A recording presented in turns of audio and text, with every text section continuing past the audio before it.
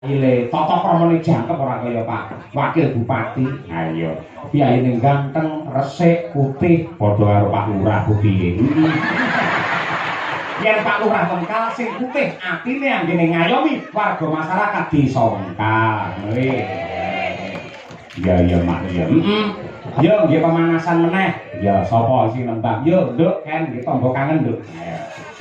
Coba jumenengo cublak-cublak suweng Niken Salindri dari kota Tahu Kediri. Kita berpacu dalam melodi yuk.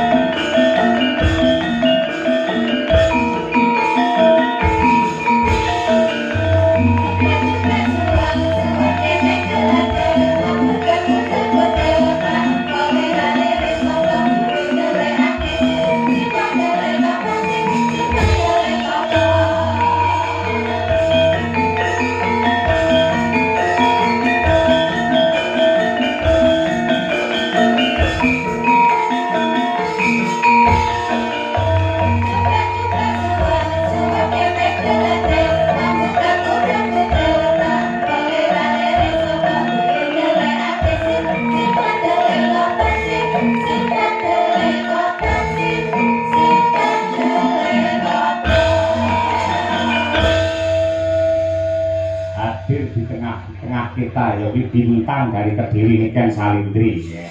Saya saurunge nembang tak takoni. Sampeyan sing ngejog sapa? Pak Sis. Kang Sis lah. Dadi sing mbayari ya Kang Sis bakal. Pak Sis. Lah Pak Lurah modale apa berarti iki?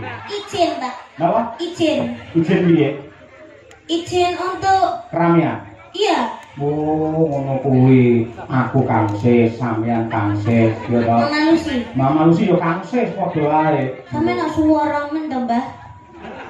Mbah Sis niku mbah kula lho. Mbah Sis lho. Nggih. Mbah Sis Wantara. Berarti sing nimbali jenengan Mbah Sis. Mbah Sis. Kula nggih Mbah Sis. Heeh. Mama Lucy nggih Mbah Sis. Terus Berarti Pak Lurah lek nyangoni ya kebacut, Pak. mbok menawa diwakili karo Pak Wakil Bupati itu nyangoni. Ya beda, Pak. Oh beda. Iya, beda. Pak Lurah ndi to, Pak?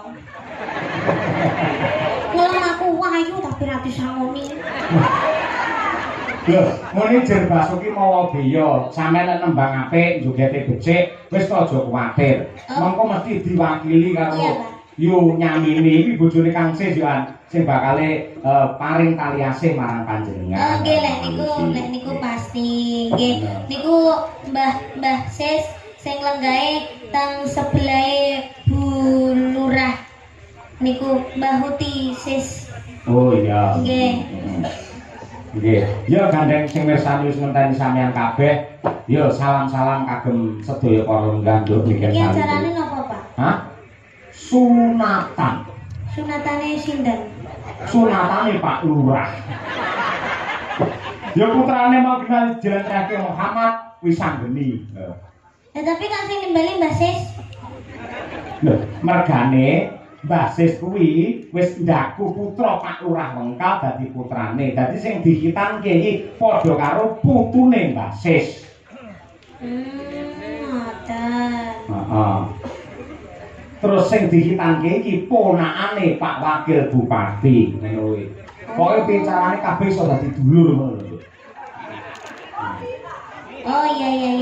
Ya didoakan semoga buat Mas Wisanggeni semoga menjadi anak yang soleh, berbakti kepada kedua orang tua, sehat selalu, panjang umurnya, tercapai cita-citanya, dan kagem Pak Lurah kalian Bu Lurah matur sembah nuwun sanget.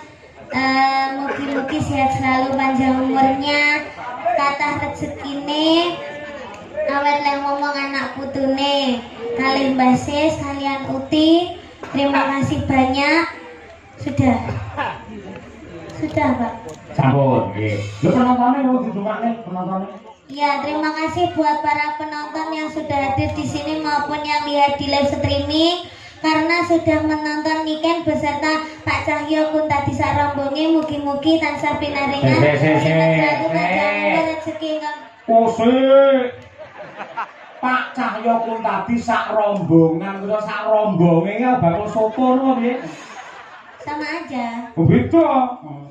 Sak rombonge tegese nggawa rombong rene, lek sak rombongan tegese kancane akeh. Ngono lho, Nduk. Ya, sak rombongan mugi-mugi jenengan sedaya tansah pinaringan rezeki ingkang kathah barokah Allahumma.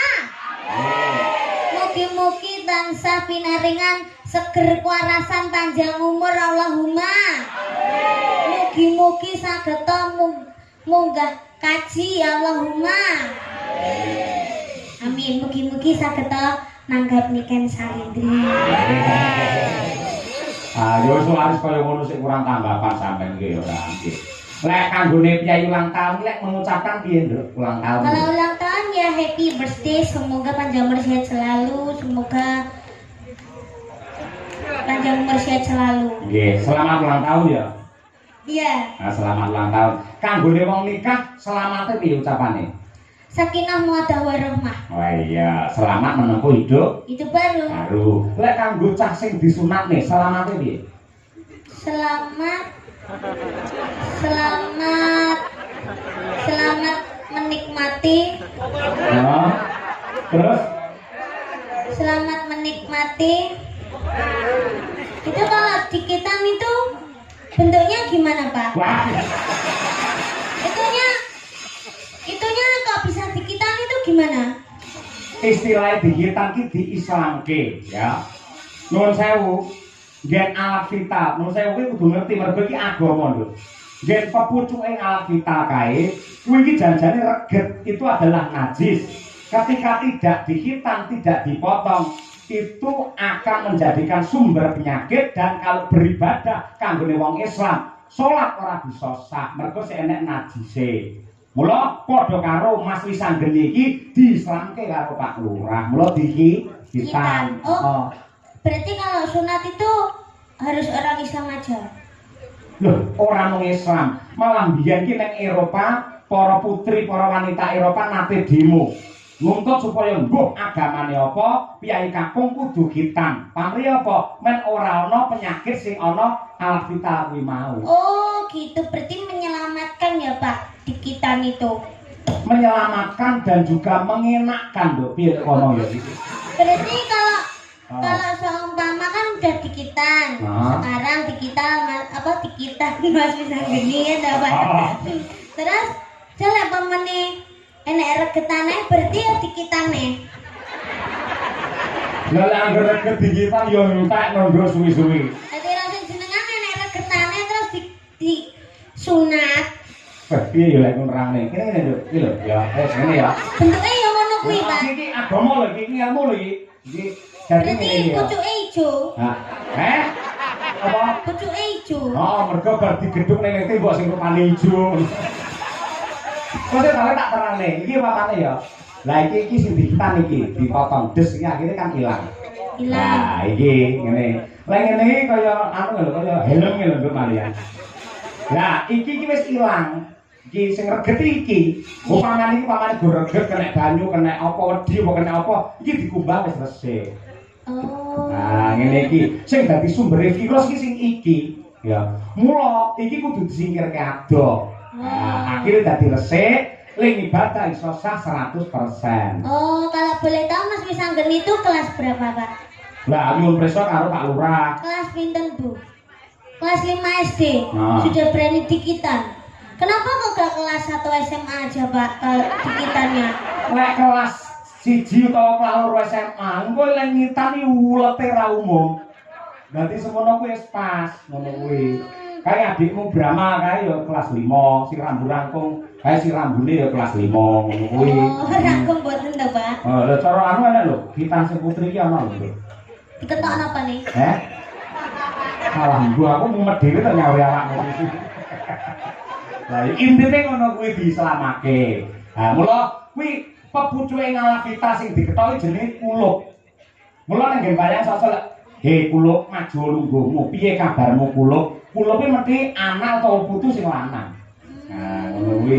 Kulup kuwi pepucuke ngalapita kuwi mau. Oh. Lek wedok ora kulup, kulupan. Ayo ngono kuwi. Paham? Iya. Ngono ya. Wis posisi lak ngerti dhewe sondo iki. Wis ngerti bakale. Ya, ngono iki. Wong kabeh yo nglakoni, kabeh yo bakale ngayahi bangsa kaya ngono kuwi. Lah saiki minangka tandha tresna, ayo. Aku tak nyuwun iki kadang-kadangmu dulur-dulur fan beratmu mau wis meling, ya kuwi saka Sanidi ya. Nggih. Mas Sanidi diwakili karo Mbak Tutut kuwi ngersakake pangkur Semarangan Niken Salindri. Ngono kuwi. Piye siap? Siap, Pak. Oke, luar biasa. Ya, coba diaturake. Sama nyuwun pangkur Semarangan lho, Pak. Heeh. Kayak ruwo. Mula nek rong-rong iki dudono. Lho iki lho pangkur Semarangan. Wong duwe penggemar malah diseneni Niken. Aku lek karo penggemar kuwi basa malah keseneni. Lah Mbak Tutut iki kalih kula wis pun Wis plek ya? nggih. Ah iya, aku kalih Bukesi wis plek-plek. Ada masalah kan mudune plek ngono kae. Ngono. Gitu, cahayu Niken. Iki ndamel mingkar-minggur, Pak. Hah? Ndamel mingkar-minggur. Manut jenengan. Mingkar-minggur. Sing los sing pundi? Mingkar-minggurin mawon nggih, Pak. Iya, mingkar-minggur. Nah, nggih. Mingkar mingkuring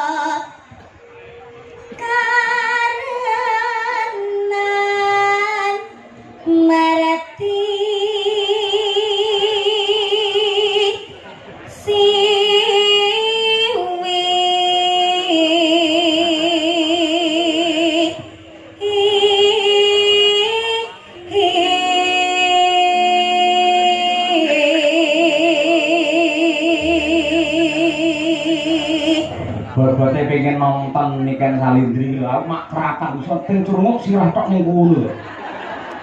Masya Allah, mak kuat. Kowe anci-anci apa nduk ning kono? Kursi. Hati-hati lho ya. Hati-hati, ya. Sing sebelahe cah cilik lanang wis sunat urung? Urung. Oh iya, heeh. Hati-hati ya, nanti kecepet disunati ning kono kowe kok. Ibu ya ning kono masalah ki sing wedok. Iya. Nonton wayang iso ting crumuk ning kono. Ya, iki nggen gawaki nduk, tarik napas konsentrasi penuh. Nada tinggi. Niken Salindri. Yo.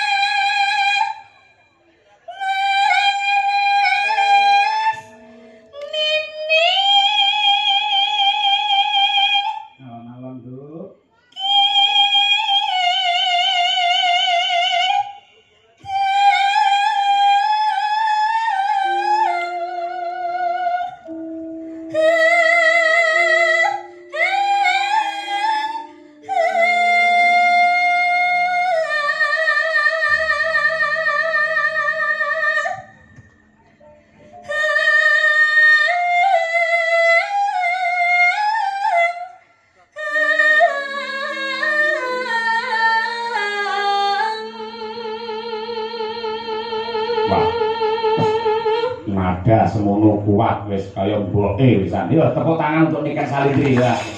Mula ya kondang larang ya semono ya kuat lho bisa. Ngelok nganti kaya ngono. Ha iya. Wis kok lek sampean bayen sok lek duwe putra lho ora bakal kuwatir. Rasane ya ngono kuwi. Upamane arep lair ki anggere sampean wis pangkur Semarangan, kok lair dhewe wisan. Ah. Terus ya.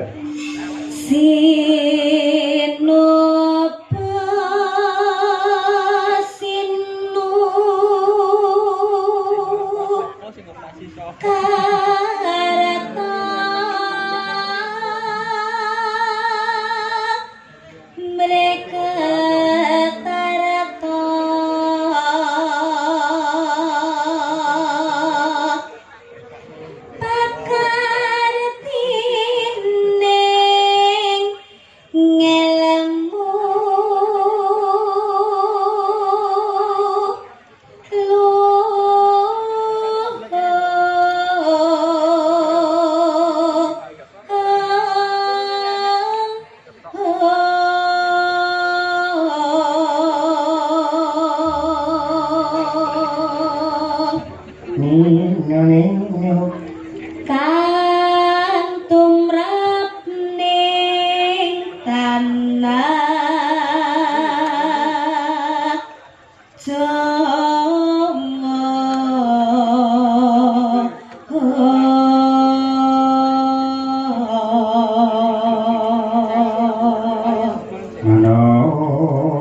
Agama ageming ati